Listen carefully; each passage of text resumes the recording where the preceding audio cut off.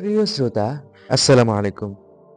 আজ আমরা শুরু করতে যাচ্ছি international best seller Thibaut Mary's এর লেখা ডোপামিন ডিটক্স বইটি। বইটি ভাষান্তর করেছেন জুবায়ের আহমেদ। বইটি প্রকাশ করেছে পয়েন্ট পাবলিকেশনস। বইটি প্রথম প্রকাশ হয় জুন 2023। বইটির প্রচ্ছদ মূল্য রাখা হয়েছে 200 টাকা। প্রিয় শ্রোতা, আপনি যদি বইটি পড়ে দেখতে চান তবে বইটি কেনার লিঙ্ক আমাদের ডেসক্রিপশন বক্সে দেওয়া থাকবে। বইটি কেনার আহ্বান রইল। আমরা সবসময় অডিও বই চাইতে বই পড়াকে বেশি উৎসাহিত করি, কারণ যদি আপনি বইটি পড়েন তবে ভালোভাবে অনুধাবন করতে পারবেন। আপনি চাইলে নোট করে পড়তে পারেন। সুতরাং বইটি পড়ে দেখা ভালো। প্রস্তাবনা: আপনি কি কোনো কাজ করতে ইতস্তত বোধ করেন, প্রায়শই নিজের ভেতরে অস্থিরতা অনুভব করেন এবং এজন্য হাতে থাকা কোনো কাজে মনোযোগ দিতে পারছেন না? আপনার জীবন ইতিবাচক পরিবর্তন করতে পারে এমন গুরুত্বপূর্ণ লক্ষ্যগুলো আপনাকে আকৃষ্ট করতে পারছে না? যদি তাই হয়, খুব সম্ভবত আপনার প্রয়োজন হতে পারে ডোপামিন ডিটক্স। আজকের এই দুনিয়ায় আমাদেরকে বিক্ষিপ্ত করার উপাদান এত বিস্তৃত যে আমাদের মনোযোগ বা লক্ষ্যে মনস্থির করার ক্ষমতা অনেক কঠিন হয়ে দাঁড়িয়েছে। মনের অজান্তেই আমরা প্রভাবিত হচ্ছি অথবা অস্থির হয়ে পড়ছি। আমাদের গোল বা লক্ষ্য অর্জনের জন্য যখন আমাদের মূল কাজে মনোযোগী হওয়া দরকার, তখন আমরা প্রায়ই দেখতে পাই অপ্রয়োজনীয় কোনো কাজ করার ইচ্ছা আমাদেরকে পেয়ে বসে। আমাদের লক্ষ্য অর্জনের জন্য যেসব করা দরকার তার বদলে আমরা হয় হাঁটতে বেরিয়ে পড়ি অথবা কফি নিয়ে বসে পড়ি, বা তখনই আমাদের ইমেলগুলো চেক করার কথা অথবা ফাইলগুলো সাজানোর কথা মনে পড়ে যায়।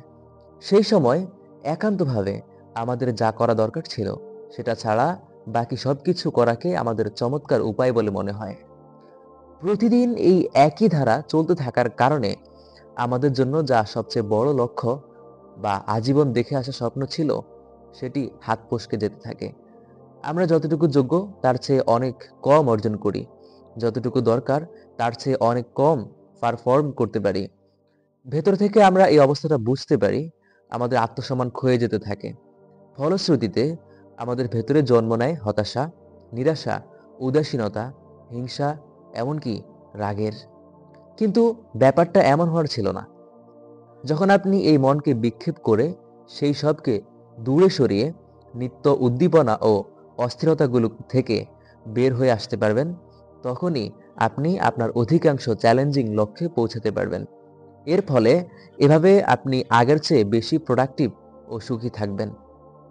আপনি কি লক্ষ্য অর্জনের জন্য অপ্রয়োজনীয় উদ্দীপনা বা স্টিমুলাসগুলোকে পাশ কাটিয়ে আপনার মনোযোগ ফিরিয়ে আনার জন্য প্রস্তুত? যদি আরো নির্দিষ্ট করে বলি, তাহলে 48 ঘন্টার এই ডোপামিন ডিটক্স আপনাকে নিচের এইসব জিনিস শেখাতে পারে: অতি স্টিমুলাস তথা উদ্দীপক সরিয়ে কাজে যেভাবে ফোকাস ও ধীর স্থির ভাব আনা যায়। সবচেয়ে বড় লক্ষ্য অর্জনের জন্য যে মূল কাজ করা দরকার সেই সেবার প্রতি স্বাভাবিকভাবেই মোটিভেটেড থাকা যায়। আনপ্রোডাক্টিভ কাজ তথা যেসব কাজ আপনার কোনো উপকারে আসে না সেগুলো, সেই সাথে যে জিনিস আপনার মনকে বিক্ষিপ্ত করে সেগুলোকে দূর করে আপনার ফোকাসকে অনেক গুণ বাড়িয়ে তোলা যায়। এসবের যে কোনো একটির প্রতি যদি আপনি আগ্রহী হয়ে থাকেন, তাহলে এই লেখাটি আপনার পড়া উচিত এবং শোনা উচিত। মুখবন্ধ: দেখুন তো এটি আপনি কিনা? আপনি জানেন যে একটি মাত্র টাস্ক অর্থাৎ করণীয় কাজ নিয়ন্ত্রণ করতে পারলে আপনার সামগ্রিক প্রোডাক্টিভিটি বা উৎপাদন ক্ষমতার উপরে বিশাল প্রভাব পড়বে। এটা হয়তো আপনার প্রমোশনে সাহায্য করতে পারে অথবা আপনাকে মানসিক শান্তি দিতে পারে, কিন্তু সেই কাজটি আপনি কখনোই শুরু করছেন না। আপনার লক্ষ্য অর্জনের কাজ শুরু করার বদলে সকালে প্রথম কাজ হিসেবে মোবাইল ইমেল চেক করছেন, বা স্টক পোর্টফোলিও দেখছেন, ফেসবুক নিউজ ফিড স্ক্রল করছেন। খুব শীঘ্রই সবচেয়ে গুরুত্বপূর্ণ কাজটি আপনার কাছে কম আকর্ষণীয় মনে হবে। আপনি নিজেকে বলবেন, আর এক কাপ কফি খেয়ে নেই, কিংবা ইউটিউবে আর একটি মাত্র ভিডিও দেখে নেই। কিন্তু আপনি আপনার গুরুত্বপূর্ণ কাজ শুরু করতে যত দেরি করতে থাকবেন, এটা শুরু করা তত কঠিন হতে থাকবে। আপনার আর আপনার কাজের মাঝে একটা অদৃশ্য মানসিক বাধা চলে আসবে, যেটা জয় করা আপনার জন্য প্রায় অসম্ভব হয়ে পড়বে। আপনার কি কখনো এমন অনুভূতি হয়েছে? যদি হয়, তবে এই বই পড়ে আপনি উপকৃত হতে পারেন। এখানে আমরা সহজ মেথড বা পদ্ধতির কথা তুলে ধরব, যেখানে আপনাকে বিক্ষিপ্তকারী উপাদানগুলো সরিয়ে আপনার মূল টাস্ক বা কাজকে সহজে সম্পন্ন করতে এই মেথড ব্যবহার করতে পারেন। আপনি কি এই চ্যালেঞ্জ নিতে চান? প্রথম পর্ব, ডোপামিন এবং এর কাজ।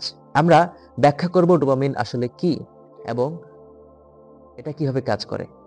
আপনি কেন আপনার ফোন চেক করা, সোশ্যাল মিডিয়ার উপর অতি আসক্তি কিংবা একটার পর একটা ভিডিও দেখা থেকে নিজেকে আটকে রাখতে পারেন না। এই অংশ পড়ার পর আপনার কাছে স্পষ্ট হবে। পর্ব 2, সমস্যা। আমরা দেখব আজকের দিনে ডোপামিন কিভাবে সমস্যা হয়ে গেল। এই অংশে আপনি আবিষ্কার করবেন কিভাবে ডোপামিন ট্রান্সমিটার ছিনতাই হয়ে যায় এবং বড় বাধার সৃষ্টি করতে পারে। পর্ব 3, ডিটক্সের উপকারিতা। যে কারণে ডিটক্স উপকারী তার সবগুলো কারণ পুনর্মূল্যায়ন করে দেখব। ডোপামিনের ব্যাপারে কিছু অংশ প্রচলিত ভুল ধারণা নিয়েও আলোচনা হবে। পর্ব 4, সফল ডিটক্সের জন্য 3টা স্টেপ মেথড। 3টি সহজ ধাপের মাধ্যমে কিভাবে কার্যকর ডোপামিন ডিটক্স কাজে লাগাবেন সেটা নিয়ে আমরা বিশদভাবে কথা বলবো। পর্ব 5, কাজ সম্পন্ন করা। আমাদের চেষ্টা থাকবে আপনাকে কাজে ফিরিয়ে আনার। এই অংশে আপনি শিখবেন কিভাবে আপনার পুরো দিনের পরিকল্পনা সাজাবেন এবং বিক্ষেপকারী উপাদান থেকে মুক্ত হয়ে কাজে ফোকাস করবেন। সর্বশেষ বা পর্ব 6, ডোপামিন ক্ষরণ এড়িয়ে চলা। আমরা কিছু সহজ উপায় ও টেকনিকের কথা বলবো যেটা আপনাকে অতিরিক্ত উদ্দীপনা থেকে সরিয়ে দীর্ঘ সময় ধরে মূল কাজে ফোকাস রাখতে সাহায্য করবে। তবে শুরু করা যাক। অধ্যায় 1, ডোপামিন এবং যেভাবে এটি কাজ করে। আপনি আগেও ডোপামিনের নাম শুনে থাকতে পারেন। এর ব্যাপারে একটা আবছা ধারণা আপনার থাকাও অস্বাভাবিক নয়।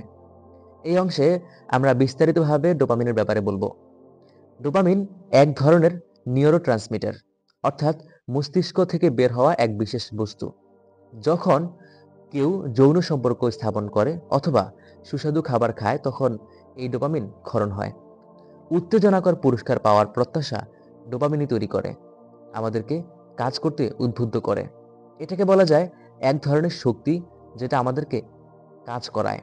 বলা যায় এটা একটা অতি দরকারি নিউরোট্রান্সমিটার যেটা আমাদেরকে টিকে থাকতে, আমাদের সন্তান উৎপাদনের ধারা বজায় রাখতে সহায়তা করে। খুব সম্ভবত আপনি যে আজ টিকে আছি সেটার একটা অন্যতম প্রধান কারণ ডোপামিন। অন্যদিকে অনেকে ধারণা করে ডোপামিন আসলে আনন্দদায়ী কোনো কেমিক্যাল নয়। আবার কোনো ঘটনার প্রেক্ষিতে ডোপামিন ক্ষরণ মানেই আমরা যে এটার জন্য আনন্দ পাই, ব্যাপারটা এমন নয়। বস্তুত যদি গভীরভাবে বিষয়টি দেখেন, তবে আপনার খেয়াল হবে যখন আপনি আশাতীত ফলাফল পেয়ে যাবেন, তখনই আপনার সহসা নিজেকে খালি আর অপূর্ণ মনে হবে। আসল সত্য হচ্ছে আপনি যে পূর্ণতার পিছনে ছুটছেন, কোনো পরিমাণ উদ্দীপনায় সেটির জন্য যথেষ্ট নয়। যদিও আমাদের অধিকাংশই সার্বক্ষণিকভাবেই উদ্দীপ্ত থাকি আর অন্য কোনো উৎস খুঁজতে থাকি যেটা ডোপামিনের নিঃসরণ ঘটাতে পারে।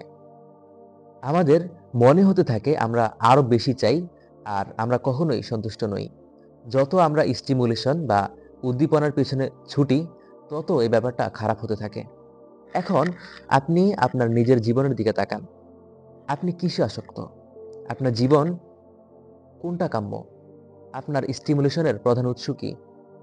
এসব জিনিস কি আপনার আসলেই সুখী করতে পারছে? এই প্রশ্নগুলো যদি আপনি বিবেচনা করেন, আপনি দেখবেন কিছু অতি উদ্দীপক কাজ, তা হতে পারে ভিডিও গেম দেখা, সোশ্যাল মিডিয়া অথবা ইমেল দেখা। যখন আপনি এসব কাজ করতে থাকবেন, তখন আপনি আত্মনিয়ন্ত্রণ হারাতে থাকবেন। ফলে আপনি আরো বেশি উদ্দীপনা তথা স্টিমুলেশন চাইবেন, যদিও এসব কিছুই আপনাকে আসল আনন্দ অথবা সন্তুষ্টি দিতে পারবে না। তবুও আপনি এই কাজগুলো ক্রমাগত করতে থাকবেন। আদতে আপনার পরবর্তী ডোপামিন নিঃসরণ এর রসদ দরকার, তাই নয় কি? এরকম উদ্দীপনাযুক্ত পরিস্থিতিতে যেসব কাজে অতিরিক্ত মনোনিবেশ দরকার, সেই সব কাজ করা কঠিনতর হয়ে পড়ে। ফলশ্রুতিতে আপনি কুণ্ঠাবোধ শুরু করেন। আপনার যে বই লেখা শুরু করার পরিকল্পনা ছিল, আপনি তা পেছাতে থাকবেন। যে নতুন উদ্যোগ আপনার নেওয়ার কথা ছিল, আপনি তা সরিয়ে রাখবেন, অথবা আপনার দায়িত্বপ্রাপ্ত আসল প্রজেক্ট আপনি পিছিয়ে দিবেন। মূল কথা, বিবর্তনের প্রেক্ষাপট বিবেচনা করলে নিজ প্রজাতির সংখ্যা বৃদ্ধি অথবা নিজের টিকে থাকার তাগিদে যেসব কাজ আপনাকে পুরস্কৃত হওয়ার অনুভূতি দেবে, ডোপামিনের ভূমিকা আপনাকে সেই সব কাজের জন্য প্রতিনিয়ত উৎসাহ দিয়ে যাওয়া। এটাই আসলে ডোপামিনের মূল কাজ। দুর্ভাগ্যবশত আজকের দুনিয়ায় এই পদ্ধতি চিন্তাই করা হয়েছে।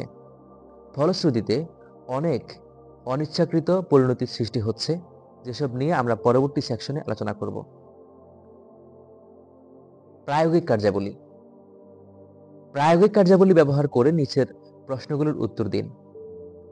আপনি কোন সব বিষয়ে আসক্ত? প্রশ্ন 2, স্টিমুলেশন তথা আপনার উদ্দীপনার মূল উৎস কি? প্রশ্ন 3, এসব কি আসলেই আপনাকে সুখী করে?